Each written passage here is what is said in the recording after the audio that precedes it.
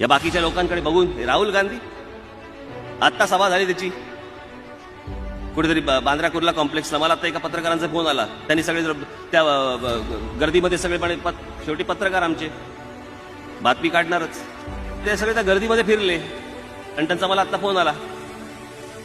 म्हटलं काय रे बाबा कुठे आहेस? तुम्हाला म्हणलं नाही आता त्या राहुल गांधीची सभा होती म्हणे. म्हटलं अच्छा अच्छा. मग काय झालं? काही नाही म्हणे 400 रुपये देऊन म्हणे लोक आणली होती.